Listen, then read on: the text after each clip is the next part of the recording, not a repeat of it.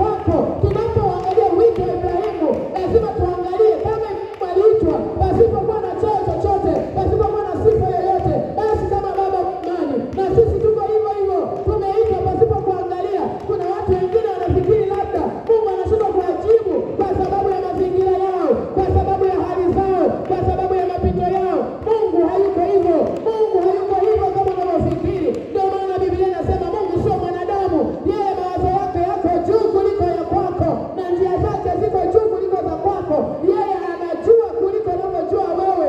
Anaijua kesho yako kabla haijafika, hujaiona. Bila makofi kwa Yesu kama unanielewa. Kama unaelewa umeitwa kwa neema hiyo kubwa, shangilie Mungu kwa makofi mengi. Kama unajua haukuwa na sifa yoyote ya kuitwa na Mungu, ya kuitwa wewe mlokole, ya kuitwa taifa la Mungu, wewe mpe tu Mungu makofi mengi, kwa sababu ni kweli kabisa kwenye koo zetu pengine kuna watu wengine ambao wamesoma sana, lakini hawajaitwa na Mungu, hawajampata Mungu. Haleluya, haleluya, haleluya, haleluya. Ukisoma katika Wakorintho wa kwanza, hebu fungua Wakorintho wa kwanza, Wakorintho wa 26 hadi 31. Nisomee pale Wakorintho wa kwanza. Ni vizuri kujua msingi wa wito wako. Kama Ibrahimu ni baba wa imani, tunapoangalia wito wa Ibrahimu, lazima na sisi tujiangalie, nimeitwa, nimetoka wapi? Ukikaa chini, sikiliza mtu wa Mungu, kanisa la Bwana, ukiweza kufanikiwa kukaa chini na kutafakari jinsi ulivyompata huyu Mungu na kule ulikotoka, mazingira aliyokutoa, hautaleta mchezo kwa Mungu, hautafanya dhihaka kwa Mungu, hautafanya masihara kwa Mungu. Utasimama kweli kweli, kwa sababu kama wenye vigezo walikuwepo, lakini Mungu akaona hawa hawaache, akuchukue wewe. Mimi na wewe ni nani hata tupate upendo huu wa Mungu? Nisome Wakorintho wa kwanza sura ya kwanza mstari 26 hadi 31. Maana ndugu zangu, angalieni wito wenu. Maana ndugu zangu, angalieni wito wenu. Ya kwamba si wengi wenye hekima. Anasema ya kwamba si wengi wenye nini? Wenye hekima, Si wengi wenye nguvu. Si wengi wenye nguvu. Si wengi wenye cheo. Sio wengi wenye cheo cha dunia hii. Bali Mungu aliwachagua. Bali Mungu alifanyaje? Aliwachagua. Mungu aliwachagua Mambo mapumbavu. Mungu aliyachagua mambo mapumbavu. Ni kubwa. Huko ananena kwa lugha, lakini pia anatembea kinyonge eti kwa sababu tu yeye hajafika kidato cha 6. Mwanangu, nataka nikwambie, kufika kidato cha 6, kuto kufika cha 6, sijui kuwa na PhD, sijui kutokuwa na degree, sijui kuwa na ajira ama kukosa ajira, hivyo sio vigezo vya Mungu kumuita mtu katika ufalme wake. Ndio maana hapa Paulo anasema, ndugu zangu, angalieni, si wote wenye hekima ya dunia hii. Naomba nisome pale Wakorintho wa kwanza sura ile ya kwanza na ule mstari wa 26. Nianzie pale Wakorintho wa kwanza sura ya kwanza na ule mstari wa 26. Biblia inasema Mungu anasema, maana ndugu zangu, angalieni mwito wenu. Anasema angalieni mwito wenu, ya kwamba si wengi wenye hekima. Maana kwamba angalia wewe ambaye umeokoka. Ndio maana nikakwambia ukae chini, ujitafakari, ujikague. Kwanza kagua hapo mtaani kwako. Kuna watu wanakuzidi wewe kimaisha pale mtaani, lakini hawajaokoka, hawajachaguliwa na Mungu. Haleluya. Lakini si hivyo tu, nenda mpaka kwenye ukoo wa mama yako na baba yako. Kuna wasomi kuliko wewe. Tena wewe usikute ulichelewa kwenda shule, ukawahi kutoka, lakini bado Mungu amekuona kwamba unamfaa. Haleluya, haleluya, haleluya, haleluya. Anasema si wengi wenye hekima, si wengi wenye cheo ya dunia hii ambao wamepata hii neema, ambao wamepata kuitwa na Mungu. Anasema angalieni mito wenu, ya kwamba si wengi wenye hekima ya mwilini, si wengi wenye nguvu, si wengi wenye cheo walioitwa. Sio wenye cheo. Mungu akuita wenye cheo, Mungu akuita wenye hekima.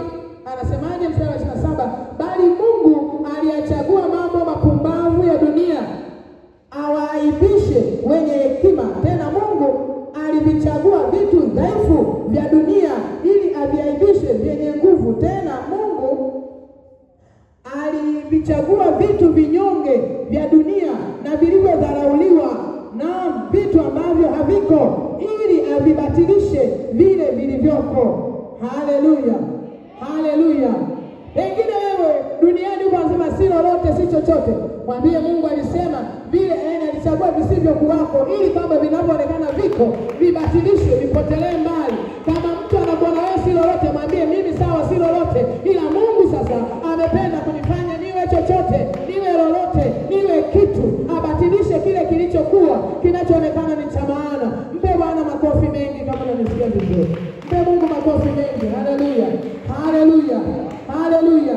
Kuna mtu ananielewa mpaka hapo jamani? Kwa hiyo hili jambo la kuitwa kwa Ibrahimu lilikuwa ni jambo la neema kubwa, lilikuwa ni tendo la neema ya kiungu. It was a divine grace. Ni neema tu ya Mungu. Maana Ibrahimu hakuwa na sifa yoyote. Kama na wewe hatuna sifa zozote. Hatakuwa tunastahili hiyo heshima. Leo hii tunaitwa wachungaji. Leo hii tunaitwa watumishi wa Mungu. Unaingia kanisani unapokelewa na mkoba wako. Unaingia kanisani unaambiwa karibu kiti ukae. Hiyo ni heshima kubwa. Haleluya. Nisikilize nikwambie. Hata yule ndugu yetu aliyetoka Marekani mwaka jana akaja hapa. Nakumbuka tulimpokea, tukampa tu zawadi ya ua.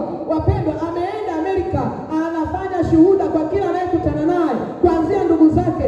Anasema sijawahi kupata hiyo heshima, maana mimi sio mkurugenzi, mimi sina cheo chochote, lakini nimeenda kupokelewa kwenye madhabahu, nimepokelewa kwa heshima. Mimi ni nani? Hivyo ndivyo Mungu anavyofanya katika watu wenye majina, anainua wasio na majina, anawafanya wawe na majina. Yule dada ametiwa moyo, yule dada ametiwa nguvu. Kila wiki haishi kupiga simu na kuuliza kanisa linaendeleaje. Anatamani pia tupate hata vyombo vya kisasa vya muziki. Anapambana kwa hali na mali aone namna gani atasapoti kanisa. Amemweleza mama yake ambaye ni mzee sana, akamwambia nimepokelewa na kaka yangu mchungaji na wapendwa wote wa lile kanisa. Ni watu wa ajabu, na nataka niwaambie wanakuja mwezi wa 7 mwaka huu, lakini wamekusudia wakifika lazima wafike. Nini? Kwa sababu tu alipata heshima kutoka kwa Bwana. Haleluya, haleluya, haleluya.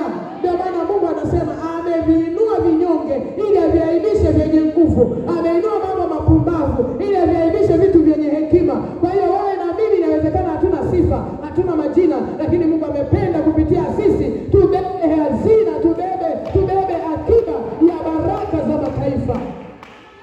Usicheze na wokovu uliopewa na Mungu. Mungu amekuheshimisha. Bwana Yesu asifiwe sana. Wokovu ambao tumeitiwa ni wito wa Mungu. Kwa ujumla ni kwa neema tu, hatukustahili. Mpaka hapo umenielewa? Kuitwa na Mungu akaitika. Lakini je, aliitwa afanye nini? Hapo ndo tunaingia kwenye somo sasa. Aliitwa afanye nini? Mwanzo 12:1 hadi 4. Aliitwa afanye nini? Aliitwa afanye nini? Akamwambia Abraham, toka wewe katika nchi yako na jamaa zako na nyumba ya baba yako, uende mpaka nchi nitakayokuonyesha, nami nitakufanya wewe kuwa taifa kubwa na kukubariki na kulikuza jina lako, na wewe uwe baraka. Nami nitawabariki wakubarikiwa, naye akulaanie nitamlaani, na katika wewe jamaa zote za dunia nitawabariki. Jina la Bwana libarikiwe. Jina la Bwana libarikiwe. Wito wa Ibrahimu, hebu sema wito wa Ibrahimu, ambao hauna tofauti na wito wako na wito wako. Wito wa Ibrahimu, Mungu alimwita afanye nini? Ukiyasoma haya maneno hapa, unaona kuna mambo kadhaa ambayo Mungu alimwita Ibrahimu. Cha kwanza, Mungu alimwita Ibrahimu ili ajitenge.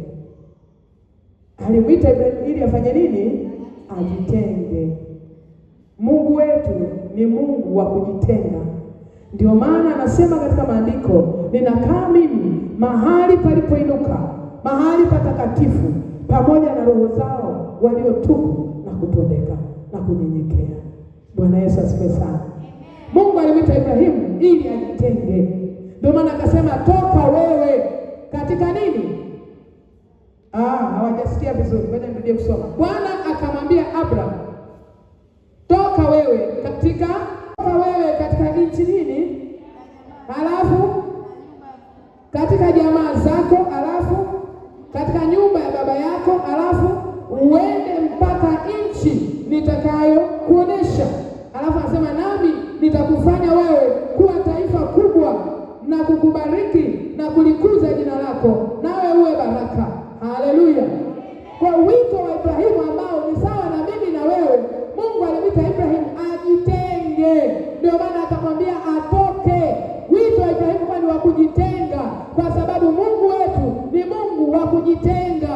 Laiti Mungu angekuwa anazagazagaa, angeshanajisika, angeshachafuka, asingeweza kuwa na ile mamlaka ambayo anayo. Wito wa Ibrahimu ulikuwa ni wito wa kujitenga, ambao pia na sisi leo tulioitwa na Yesu Kristo lazima tujitenge. Haleluya!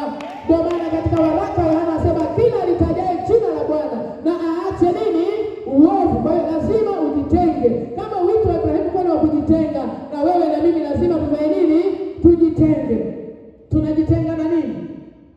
Tunajitenga na nini? Na anaweza kusema Bible study. Tunajitenga na nini? Aliambiwa toka wewe katika nyumba ya baba yako, toka wewe katika jamaa zako, toka wewe katika nchi yako. Tunajitenga na nini watu wa Mungu? Bible study. Tunajitenga nini? Tamani nione watu wanapepea tu wanazungumza kwa haraka. Tunajitenga na nini? Ya kwanza uovu, alafu cha pili mnakariri katika mnasikiliza hili neno.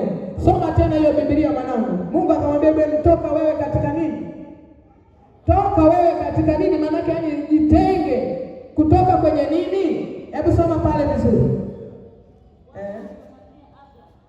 Toka wewe katika nchi yako. Atoke kwanza katika nini? Nchi yako. Tunajitenga na nini jamani? Na nchi yako ama asili yako.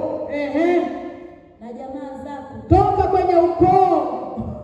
Toka huko. Na nyumba ya baba yako. Toka kwenye hiyo familia ya baba yako, toka huko, lazima ujitenge na huko. Bwana asifiwe. Kwa hiyo tunajitenga na nini wapendwa? Tunajitenga na nini? Tunajitenga na nini? Asili zetu. Tunajitenga na nini tena? Ukoo. Tunajitenga na nini? Mila na desturi. Tunajitenga na nini? Tabia mbovu. Tunajitenga na nini? Ngoja nikusaidie. Maana watu ili andiko tunalijua sana. Mungu akamwambia Ibrahimu toka wewe. Tunaishia pale nitakufanya wewe taifa kubwa. Before kuwa taifa, before kupata baraka, before kuwa jina kubwa, kuna vitu you need to separate. Unahitaji ujitenge. Bila kujitenga hauwezi kuwa taifa. Bila kujitenga hauwezi kuwa wewe mtu mkuu. Hauwezi. Mungu hawezi kukufanya kuwa mkubwa. Hawezi kufanya kuwa baraka. Lazima kwanza unamwambia toka wewe katika jamaa zako. Toka kwenye nyumba ya baba yako, huko kwa waabudu mizimu, toka. Toka huko kwenye uganga, toka. Toka kwenye huo ukoo wa kwenu, maana ni ukoo uliorithi mambo ya miungu, toka. Toka huko kwenye hiyo ardhi ambayo ina laana, toka. Toka kwenye hayo jamaa watu uliowazoea, mazoea uliokuwa nayo, toka huko. Mwambie jirani yako toka huko. Mwambie mtikise, mwambie toka huko. Toka huko kwenye kijiji cha mama yako, toka huko. Toka kwenye ardhi uliyoizoea sana, yani mawazoni mwako, toka huko. Lazima ujitenge. Mwambie yako lazima kujitenga. Huku kujitenga alipoambiwa Ibrahimu alisema cha kwanza ajitenge na nchi yake. Unajua maana kujitenga na nchi yako? Kila nchi katika dunia hii ina mila na desturi, ina tamaduni, ina maagano. Kwa kutoka kwenye nchi unatoka kwenye maagano, toka kwenye mambo ya mila, toka kwenye mapatano yoyote uliyojua umepatana nayo, toka huko. Kuna watu mmeokoka mpo makanisani, lakini kuna vitu bado mko navyo, hamjaachana navyo. Itakuwa ngumu sana kuona ahadi ya Mungu ikitimia juu yako. Itakuwa ngumu sana. Ukiendelea pale mbele, Biblia inasema Ibrahim alitii, akaondoka. Alibeba tu mke wake, akaondoka. Na hapo pana sababu. Kwani alibeba mke wake? Haleluya. Haleluya. Haleluya.